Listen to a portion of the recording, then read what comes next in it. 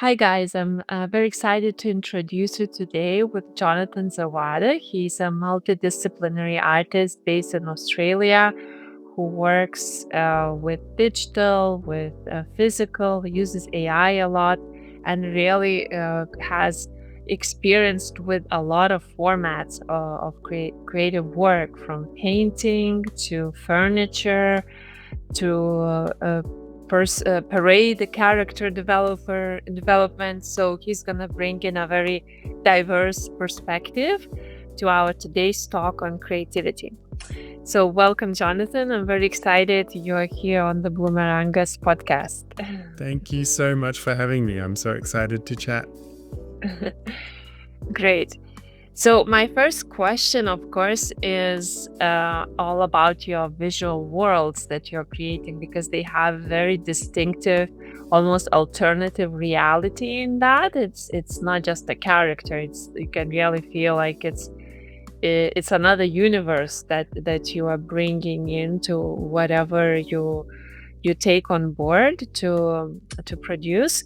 So would you mind sharing a little bit of how do these visuals come together? Is it purely out of imagination, or do you kind of get inspired from something else? Sort of how does it all come together? Yeah, I mean, I think obviously everybody would say this, but every project is completely different, and they certainly get approached in different ways. But I suppose there are some things that I've found I'm more and more attracted to doing each time, and more interested in doing every time I do these sorts of things. I think it took me a long time to realize that I really was creating worlds and universes. I sort of was aware of that a while ago when I first started doing album artwork. I kind of thought of the album artwork as existing in a universe, but I wasn't necessarily really getting the opportunity, I suppose, to create these full sort of filled out worlds. And it's only been over the last sort of 5 to 10 years I've had more and more opportunities to expand the vision out and sort of envelop the whole world that I'm exploring. And in terms of how I approach it, I think at different times it's just the way I feel, and it's really my emotional response to different things. And I think certainly with a lot of the work that I do is with musicians and with music, and that's absolutely how it starts. It's just my sort of emotional response to the music as I listen to it. But more and more over the years, it's also that has become combined with me sort of having those initial responses, and then over the course of weeks or months, and in some case years, looking back at what those responses are and trying to pick apart where they came from and what it was that from my subconscious that I was referencing. And then I'll go back in and sort of research the stories behind that, or the history of a certain type of image that I might have thought of. And then that exploration tends to lead to even more ideas, which sort of begin to fill out that universe and make it feel complete, I suppose. Yes, very interesting. So is it with every project that you take on board, is it more like extending the universe that you are building, or it's more like a separate universe or a story of that universe for a client? Yeah, I think definitely for client work, they're all separate universes, really. And even in the case of, say, somebody like Flume, who I work with on and off and have worked with for sort of over a decade now, each album will really be its own universe. I don't really consider them to be linked. And then across projects, they're all their own little entities. I think I'm attracted to certain things that there's probably common threads and common aesthetic choices amongst them. But in my mind, at least, definitely with the albums and the album work that I do, they're very much contained around that body of work, both from the musician and from myself. Very interesting. So your aesthetics, of course, is very unique. It's almost uncomparable to anything that I've seen, which is great, right? You really have your unique, distinctive style. Would you mind sharing a bit of what shaped and made the biggest impact in developing this style, and sort of how long did it take? Because for any artist to have their own unique style is a journey, right? Yes, absolutely. I mean, and I think honestly, when I started doing work, in particular doing design work for clients, I really wanted to avoid having a style. I sort of had this theory about design that was sort of based on communication, and that if there was a certain bandwidth of communication available in a design execution, and in particular in image work, um, if I had a style that was me and that people could recognize was my style, then some part of that bandwidth was not in service of the client's message. It was actually communicating me and my branding. So for the first probably 10 years of my design career, where I used to do a lot of work, commercial illustration work in particular, I really made a conscious decision to do something completely different for every single client as best I could, so that at no point would I be developing my own style, and that I wasn't imposing my style and my stylistic choices onto a client. And I think that eventuated in sort of my approach, which is quite broad. And I feel like there is some threads that feel like they're common in my work. And as I've aged, there are certainly things that I return to quite often because I continue to find them interesting. But I think because I sort of had that groundwork of a really broad approach, it's meant that now that I feel like I'm at an age where I am confident and capable about working, there's a lot for me to pick and choose from every time I pick up a job or a task. And that keeps me interested, but it also, I think, has contributed to probably whatever my weird aesthetic is and whatever my weird style is. That's sort of a funny amalgamation of things. Mm-hmm. Very interesting. And it's great to be at this stage when you can pick and choose, right? From all the everything that you've accumulated over the years. Yeah, absolutely. There used to be so much about like getting really excited and inspired by something and really focusing in on that with a kind of laser focus. And now I'm a little calmer, a little more patient. Mm-hmm. Do you still invent while having elements that you're picking from? I, Kind of. Mhm. Yeah, I think so. I mean, as I've gotten older as well, I think I'm less interested in the aesthetics of a project, and certainly my practice has moved further and further away from client work, or the client work that I do is quite creatively led, and I suppose led by things that I'm interested in a lot of the time, and I'm given a lot of breadth there. And it's sort of moved from, I think in the first half of my career, I was really looking a lot, and I was absorbing a lot of what was out in the world and engaging a lot with design culture and visual arts culture. And over the years, I've sort of just become more comfortable with myself, and I spend almost no time. I sort of I don't live in a city anymore. I live out in the countryside, and I don't really look on the internet or on Instagram or anything, and I don't actively pursue anything in terms of inspiration from other sort of artists or designers. And in that respect, what I guess what has filled that void for me has been reading a lot about science that might interest me, or engaging with nature, and those sorts of things which sort of inspire me, but are also then, I think, kind of endless streams of inspiration that result in hopefully inventive things. I mean, I feel like every time I've done projects over the past few years, I've been tackling something new that I haven't done before, and I'm still engaged with trying new things. Wonderful. And it's very interesting to hear how the switch from getting inspiration from the external world has switched for you right now, right? And I totally agree with you that it all comes with that inner confidence, right? That when you start believing more and more your own capacity, then you don't need so much validation or external inspiration. You kind of look for your own ways, right? Right, To exactly. feed your Totally. creativity. Yeah. And I think half of the time, when I was younger, a lot of that, I was sort of anxious, and you always feel like you're not very good, or you're pretending, or someone's going to find out that you're a fake or you're copying something, or and I still feel that way. but I think I'm old enough now to realize that there's nothing I can do to change that feeling. Yeah. So I just have to be quite happy with whatever it is that I'm doing. And and I think that I probably don't feel any more. I don't feel like what I'm doing is any more valid than it was when I started, but I've realized that it's not worth worrying about, and that all I can do is make the thing I'm making the way I want to make it, and Yeah. afterwards. The relationship with what you're creating has changed in a way, right? It's more mature. Oh, totally. Yeah.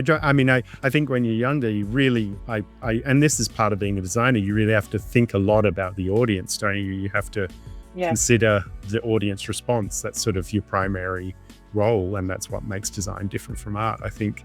But as you get older, that considering of your audience either becomes a sort of a second nature, and you don't need to put it in the front of your mind as much. But also, I think you get to the point where you sort of are a bit more, like you say, you're a bit more confident, and you don't need to second guess your understanding of what works or what won't work. Yes. It's kind of learning to master a certain tool. So it's also learning to master your response to your work, right? Right. Yeah, very interesting. Talking about the tools, right? So since your spectrum of things that you've created is so broad, right? From carpets to chairs to painting to covers for music albums, from like characters, the parade characters. It's so diverse. It's great to have had, I guess, opportunities to experiment. Oh, the sweater, I also saw the sweater that you created. What did those opportunities just kind of come your way, or you were seeking for them? How did this sort of diversity come together? I think some of it is things like painting and drawing is something I've always done and always loved, and when I was younger and as a kid I did that, and for a long time when I started my career that was sort of like my hobby, I suppose, that I would do in the evenings, and it was very separate from my work. When I started working, I started working in sort of the late 90s, early 2000s, and I was primarily doing coding and building websites and doing programming sort of work, and then that evolved into website design, and then that evolved into graphic design. But the illustration and painting stuff was something I sort of did in my own time on the side. But then in terms of the other sorts of opportunities, I mean, I've never been very good at setting goals for myself or having a vision about what I want to achieve. I'm quite like just responding to opportunities as they present themselves. So a lot of those sorts of things, like the sweaters and things like that, I was asked to do. I did a lot of fashion and textile design way back, sort of 20 years ago as well. So I'd had some experience with that sort of thing. But yeah, that's sort of like, I really like, I guess that's what I like most to do is tackle a new thing that I haven't done before and haven't tried to do before, and sort of see if I can figure out some way to approach that fits with, kind of what I might want to achieve or what I'm interested in. And it's quite motivating. I'm quite bad at continuing with something beyond a certain point. The 3D work I've managed to like keep my hand in, but there's so many people that really become masters of what they do because they stick with typography design or something for years and years and years, and they become really, really masterful of it, where I guess I've got a bit of ADHD or something. I kind of engage with it for a few years and then get what I need to get out of it, and then I feel compelled to try something else. Yeah, I can relate to that. Yeah, it's the thing that just different people and different preferences of how to work, right? Right. So is there anything that you haven't tried yet that you'd love to try? So what would be that format? That's a good question. I really haven't given it any thought. I've sort of just wait till they come. But I mean, I would love to design some products. I've designed like fashion products. I've designed shoes and glasses and eyewear and things like that. But I'd love to design like a piece of technology or something, something that you can interact with and use like a device of some kind. I think that would be a fun challenge. Mhm. But yeah, no, beyond, I don't know. If anything that sort of pops out would be fun. Yeah. Equally excited about doing that sort of thing as I am. To be honest, at this point, I would really love to just go back to doing some paintings for a while as well. So, Uh-huh. and sort of revisit some of the old parts of my practice that I mean, painting's one of those things that I kind of revisit. It feels like every 3 or 4 years I go back and do a bunch of paintings. And so, yeah, I think there's like, I want to do new things, but I found as I get older, I also do want to return to some of the old Yeah, I stuff. understand. I understand. There's that sort of comfort a little bit that comes with that, right? Which is nice Right, to totally. rather than always being in a new terrain. Yes, and unsure. And I think I sort of have that thing of over a couple of years, I might realize what it was that I wasn't doing right, or which I didn't notice at the time, or sort of escaped me. And then it kind of like sits with me for a while, and I realize, oh, what if I should have tried this, or I'd like to try doing it that way. Yeah.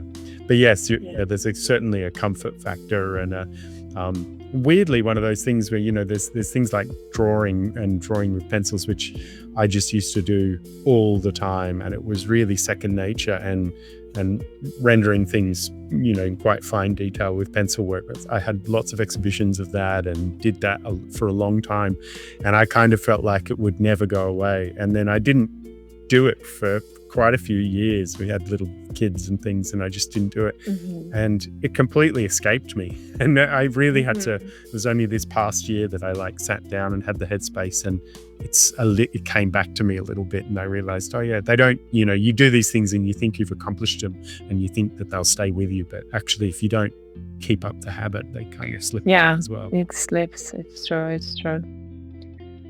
It's true. All right. So, the big part in your latest work, from what I've seen, is AI, right? You are using quite in a very sort of unusual way. So, would you mind sharing a little bit of how you approach it, what you think of it, what you think is the future of AI in for creatives? Anything that sort of comes because there is a lot of controversial opinions about it. So Yeah. Yes, a big would love to rolling hear. topic. Yeah, No, yeah. it's such a challenging, tricky space. I mean, I've been using AI. I mean, I think I first did an exhibition in Beijing, which focused on AI and the concept of particular, generative adversarial network Mhm. structures of AI, the current sort of version of image generation AI tools. I did an exhibition with another artist named Kim Lawton in Beijing in 2015. And that was sort of this strange structure, which, I mean, it had all these moving parts and reactive components and various weird bits to it. But that was, I think, one of the first times I kind of started thinking about AI, and in particular AI in art. And then I'd used it, early model GAN models and things like that. I think as far back as 2016, 2017, I started incorporating them into projects. I did an album cover I did some work for a band called The Avalanches, where I used some early strange AI stuff, and another one for a band called Roixop, where I used a bunch of early GAN tools and then sort of hand repainted the images that came up at a much bigger scale and filled in details my own. And that was sort of like the version of AI where it was strangely familiar. It would sort of make these weird images that were straight, that looked real, but not quite real, and was sort of impossible and bizarrely familiar. And that felt really exciting to me. And at that point, I guess, I don't, it felt, what we have now as AI felt so far away and so unachievable. And it was just seemed like magic that a computer could generate anything that even remotely looked like a photo. And then as that tool got better and better, I sort of kept up with it and kept playing with it. And then it really fell off a cliff with one of the early versions of Midjourney or something. And I primarily don't use the online tools. I always use my own local installations, and because I got quite comfortable with installing those sorts of things on my own machine, and I like being able to control it all myself and tinker with everything. But once it got to whatever version that was, it was like Stable Diffusion 3 or something like that, where it suddenly was very, very easy and very realistic. And, there's certain traits that you can pick up that tell you that it's AI. But in general, it really felt like it had crossed a line into this thing that is the thing that we have now.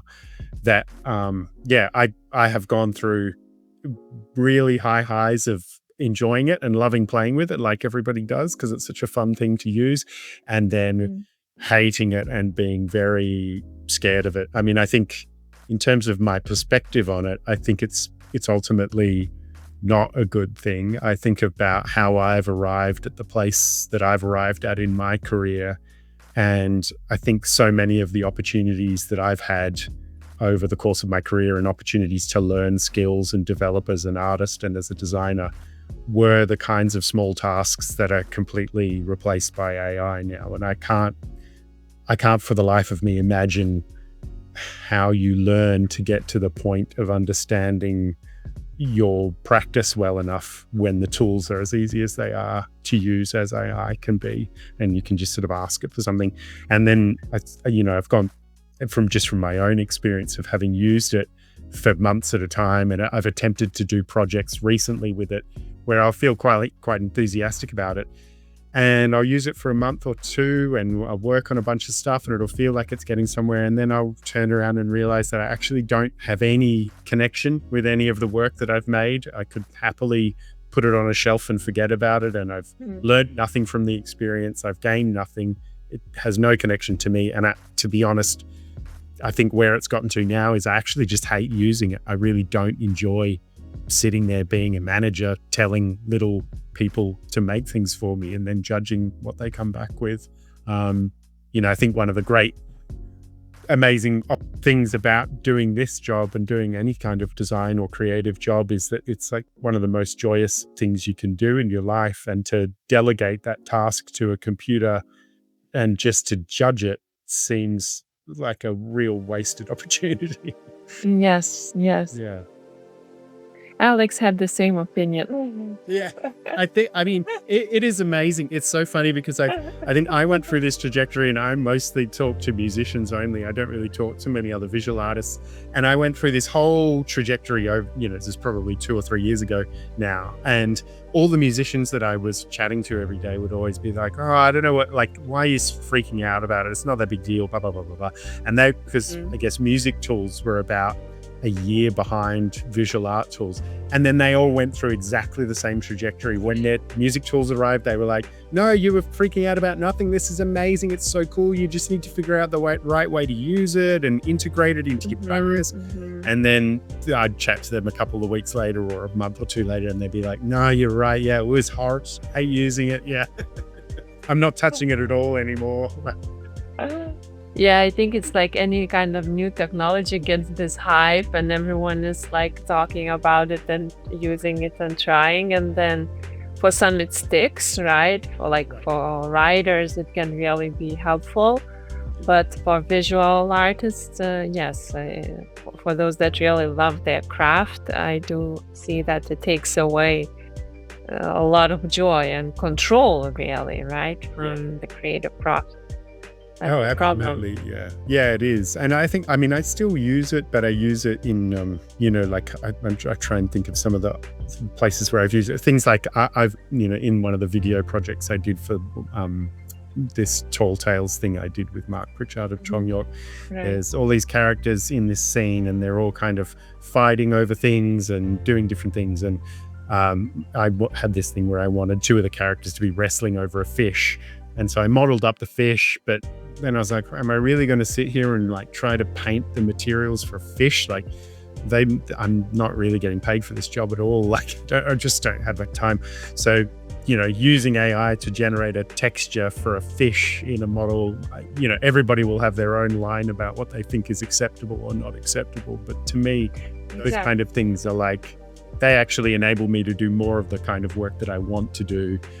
But yeah, the wholesale out of the box, like I'm just going to make AI give me this whole scene, if I describe it right, as a piece of film or video is like you say, there's no control and there's no, I don't know, there's something, it feels fun in the moment. I had a friend once describe it to me and he sort of said, I feel like AI is like listening to somebody talk about their dreams. It's really interesting to the person telling you or to the person making it, but to everybody else, it's really dull. I think that's kind of right. Yeah, I see. So after all the experiments that you've done, it sounds like you're decided to use it only for like small tasks you could delegate, right? And for efficiency purposes rather. Yeah. And integrating those into some other workflow or sketching ideas out, just like sort of testing ideas. I mean, what I've actually found it to be quite good for now is sort of, I think there was a phase where it was really interesting and it was actually not very good at what it did because it was quite broad, and you type something in and you get a strange result back that would be sort of inspiring and interesting and lead you down a weird path. Now, because it's aggregating everything, it doesn't matter what you ask it for, it sort of second guesses what it thinks you want and gives you something quite boring and narrow. So now I quite like using it to sort of say vaguely an idea that's in my head, and then it'll give me back an image and I'll be like, oh yeah, that's all the stuff I don't want. I know what I want to avoid now, and what trap not to fall into, which is quite helpful. Yeah. So for brainstorming purposes, it also works, I guess. Yeah. Great. Yeah, so it sounds like you've really found a place now for this AI in your toolkit. So yeah, it's great to hear that.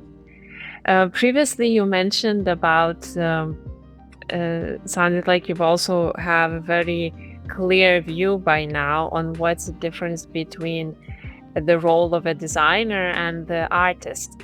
Would you mind sharing your perspective on that? Sort of how do these I don't know how to call them, these roles, right, differ and Yeah, I've had to think a lot about that over the course of my career. I think having done the two things and often done the two things at the same time and sort of realized that there's a big friction between the two of them as well. And that certainly, like, there's aspects of the art world that really, it's a bit of a liability to be a designer, and it can make your life harder if people are aware that you do graphic design. They kind of become suspicious of you or suspicious of your practice.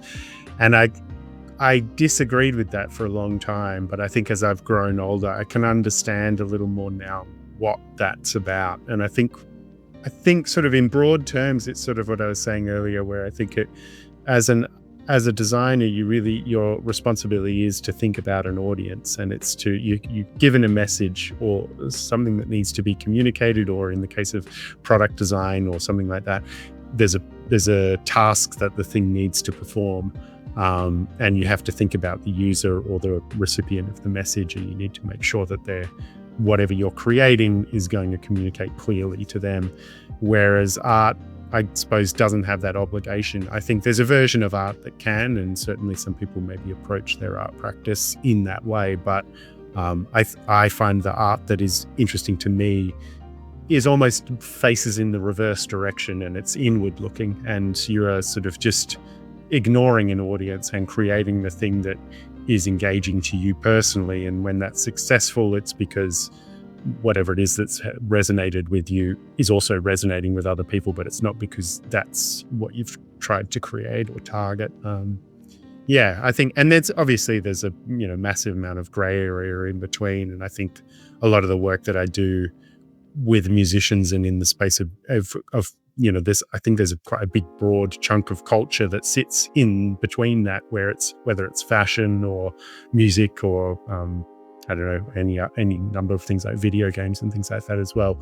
They're sort of in between, and there's elements of the first and elements of the second, and you sort of just push it in different directions depending on, I suppose, the outcome that you're wanting. Yeah. So in other words, design is like a service and art is like a self-expression, right? In a way. Yes. Yeah. For a while, this must have been when I was in my 30s or something. I think my summary for it in my head was that artists invent a language, and graphic and designers utilize the language to write something, whether that's a book or whatever. They sort of use the language that's been invented to communicate a message, whereas it's up to an artist to actually invent the letters and the words themselves. Mm-hmm. Interesting.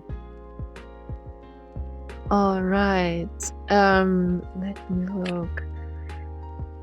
So talking now about this, since you've had both roles, designer role and artist role, and you mentioned that you had to wear both of those hats, right? How did you balance, let's say, the client work in those cases? Because even when working as an artist, I guess sometimes you have to adjust if you're being commissioned work for a brand or right, even maybe a music project sometimes. Did you ever have to compromise as an artist as well when working for a client, and how did you balance that? Yeah, I think, to be honest, I think that was probably one of the things that I found hardest to learn from an art side of things, is that I was compromising myself a lot of the time. I was probably approaching art projects a little with a designer's mindset, and some part of me was aware that whether it was the gallery or the gallerist or just what I thought of as an art audience, I was still thinking about what it was that they were expecting from me. And I think one of the challenges I had early on is I probably had quite a few exhibitions where I wasn't just doing what I wanted to do. And I think they were, and the gallerists and things were probably being quite clear with me and saying, just make what you want to make. But I couldn't get over that thing that I had learned about as a designer, of sort of thinking about, no, but what is it that you want me to make? What is it about what I've made that you like? And I'll make more of that. Mm-hmm. I really struggled with that, and it's taken me a long time. And even now, I don't, I have very intermittent art exhibitions, probably for the reason, I mean, it's a lot of practical reasons as well, but it takes a long time for me to really, really completely shift my mindset over to one that is that feels valid from an art perspective. Yeah.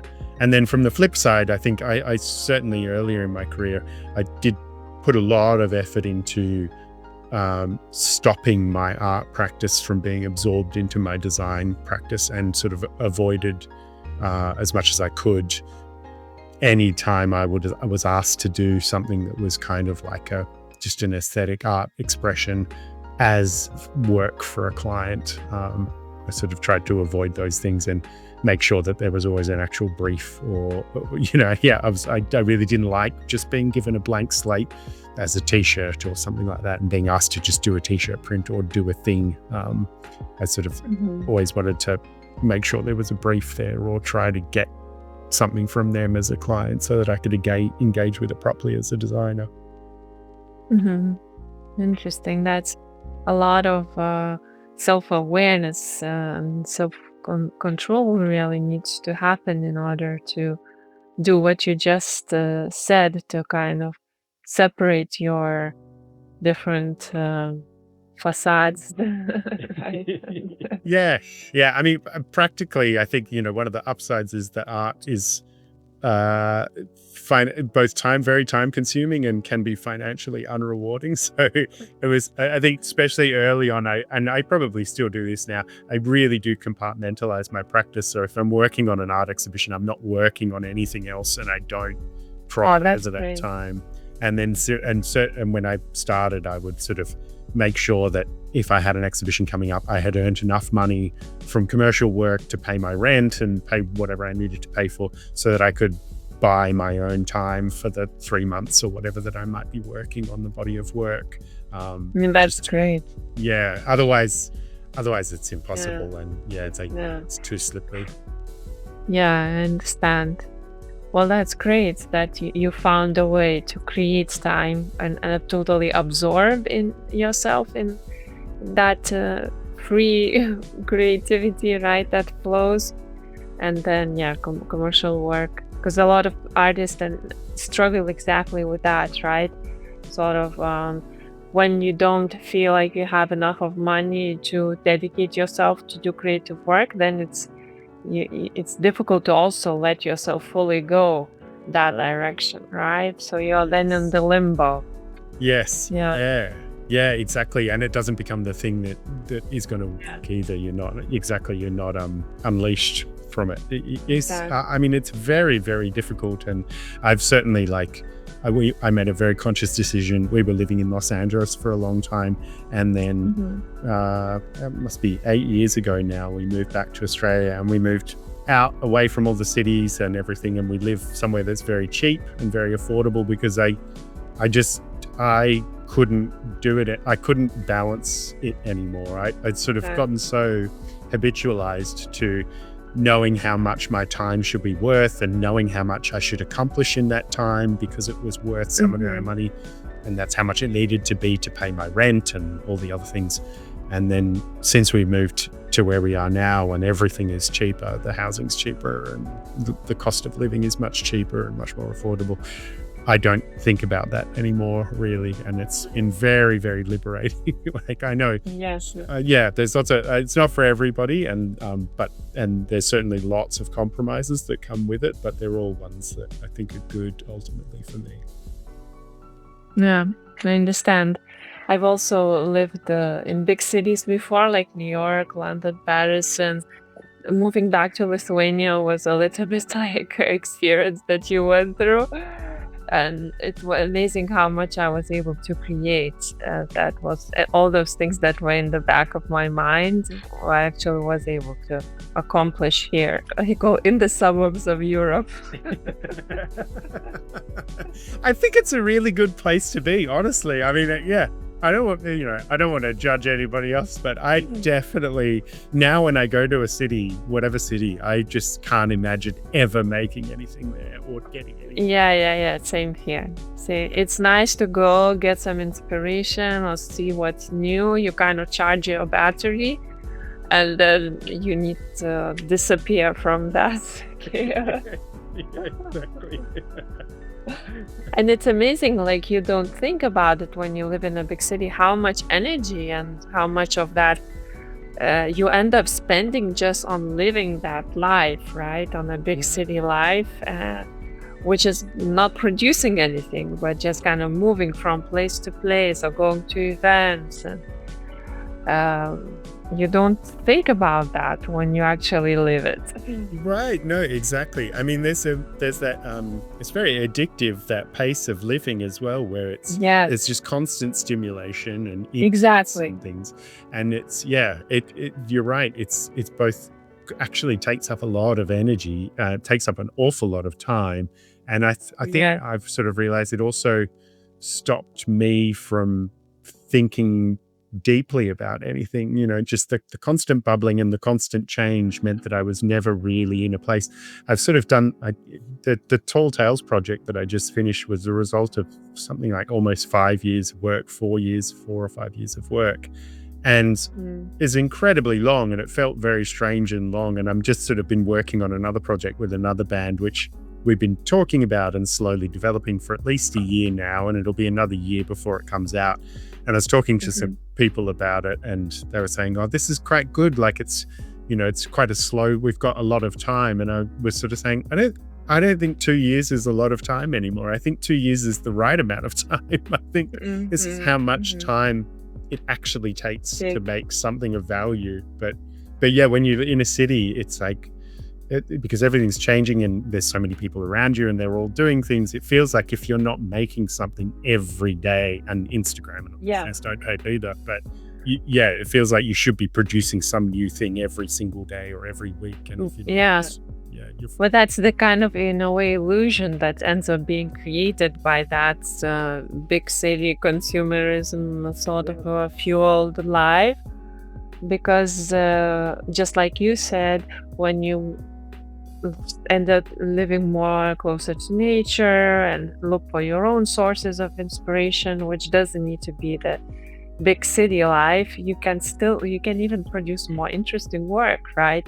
You don't need that external stimulation really constantly to create, right? No, exactly. And I mean, I find, as we were sort of talking about earlier, I'm drawn to opportunities and I like doing lots of different things. So now when I go to a city and I sort of see, I spent a lot of time in my 20s doing work for fashion designers and in streetwear fashion and things like that.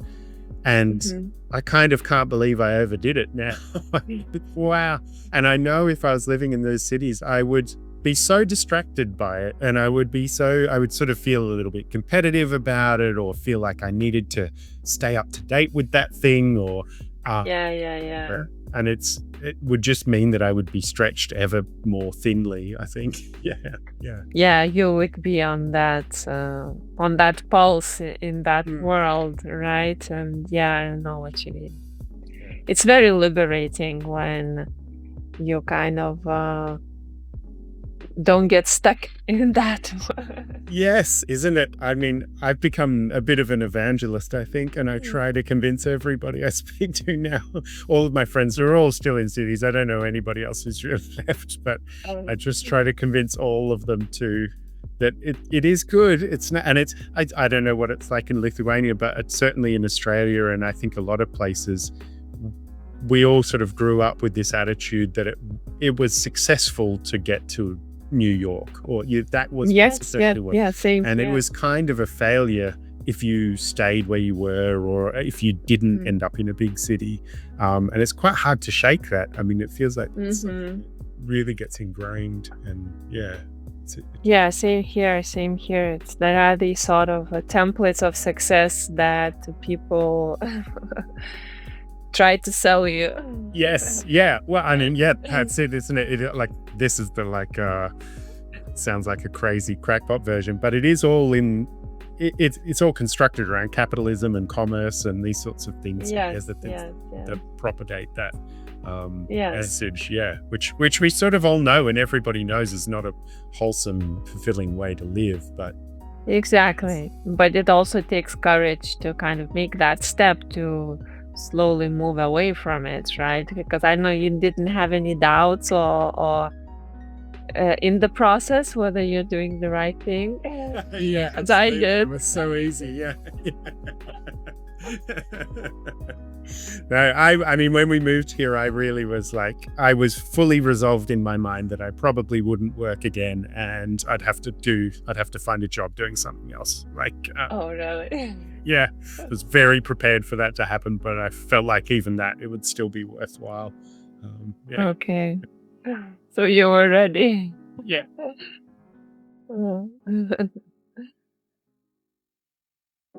Okay, so I guess we would also invite everyone who's watching or listening to consider if you're ready for more creativity in your life to move away from the big city, right? To something more serene. My message. Yeah. If that's what I always feel like I wish I had done it sooner, and I had friends, and nobody meant badly, but I felt like the message was so strong that you should never leave the city, that I probably stayed in cities for 10 years, at least longer than I wish I had. And so now I say to everybody, if you've ever thought about it, even slightly, you can try it. You can always move back. The city is not going anywhere, no matter. Yeah, exactly. So would you mind sharing now, how do you approach your promotions and sort of marketing? By now, of course, you've well-established artist, but just for young designers or artists who are still building up careers, what would you advise at these days how to focus and shape their career to get in the right places? Yeah, I mean, it's such a difficult thing, and I feel so lucky that I developed my career at the time and place that I developed it. I mean, when I I didn't finish university. I only did 6 months of my degree, but when I was in my university degree, they went around the class and there was 150 kids, I think, in the degree, and they asked anybody to name a designer, any designer that they could name. And there were only 3 people that could name a designer. I was one of those people. The person next to me was one because he asked me for a name and I gave him a different name, and it was somebody else. It was just such a different job at that point in time, and it wasn't the kind of thing it is now. You could just sort of slowly make your way up, and I sort of got to established my career, and especially the first formative years of my career, through just having, I feel like, quite strong technical skills, and I was able to be useful to people. But certainly nobody was interested in my creative ideas or anything, but I was able to be useful, and that was sort of how I developed relationships, and later opportunities came about through sort of having a skill set. And for a long time, I kind of said that was my advice to people when they asked, was just make sure you have some strong basic skills and that you're useful and that you sort of tackle every opportunity that comes along, no matter how small it is, with as much professionalism and focus on the quality of the output as you can. But I do feel like since Instagram and these other things, I feel like the job of a designer has so completely changed now and become such a commodity. I mean, even in my practice, I don't get anywhere near the number of commercial jobs that I used to, or inquiries or anything anymore, because it's really become rather than a job. I always thought of a designer. I sort of like educated myself about design, probably largely through the lens of designers from the 60s and 70s who were these sort of problem-solving designers, and people like Bruno Munari and stuff like that, who really thought deeply about different problems and could apply their thinking to different mediums and solutions. And that's how I still think of a designer. I think of them as a problem solver, but I've sort of noticed over maybe 15, 20 years that has really changed to being this commodified version where you really probably do, if it's just success in a design space, it feels like you kind of need to be a brand, and you need to have carved out your little area that is you, so that when an agency is looking for someone to make a 3D flower, which is something I might do, they come to that person, and that's or you're one of the 6 people that they might ask for a pitch from. And at least from where I stand, it seems like the way to do that is just to be compulsively making the same thing over and over again. But personally, I find that horrible. I would never want to do that. Yeah, that's the thing. I mean, it's such a, it's such a challenging thing. I really feel for younger generation of not just designers, but creatives in general. I think the tools and the platforms that we have across music and art and everything, as much as they have removed the barrier to entry and anybody can engage with it, it's also created this environment where it's impossible to get heard over everybody else. And you're not just competing with other people in your station, but you're competing with people who are 60 years old and have an established name and are famous, and like, Yeah. as well as peers your own age. And it just seems like an incredibly challenging thing to do. But I mean, I'd just say on the positive side, I think probably having skills of any kind and really spending the time to learn actual practical skills, whether for me that was programming and that sort of thing.